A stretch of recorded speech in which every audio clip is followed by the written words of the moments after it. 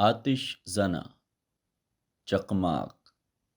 حضرت ابن سیرین رحمۃ اللہ علیہ نے فرمایا ہے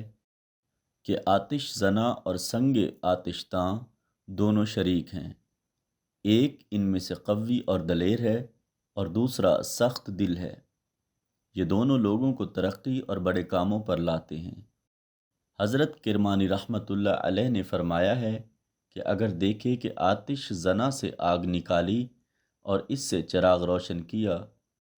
اگر خواب دیکھنے والا بادشاہ ہے تو دلیل ہے کہ رعایا اس کے عدل اور انصاف سے آرام پائے گی، اور اگر خواب دیکھنے والا عالم ہے تو دلیل ہے کہ لوگ اس کے علم اور عقل سے بہرہ یاب ہوں گے، اور اگر سوداگر ہے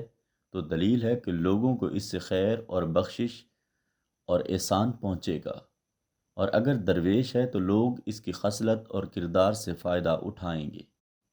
حضرت جعفر صادق رضی اللہ تعالی عنہ نے فرمایا ہے کہ اگر دیکھے کہ آتش زنہ سے آگ نکلی ہے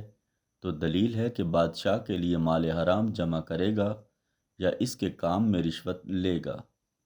اور اگر پتھر چکماک میں سے آگ روشن نہ کر سکے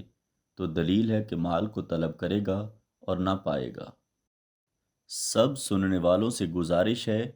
کہ ہمارے چینل کو سبسکرائب ضرور کریں اور ہماری ویڈیوز کو لائک اور شیئر بھی کرتے رہیں۔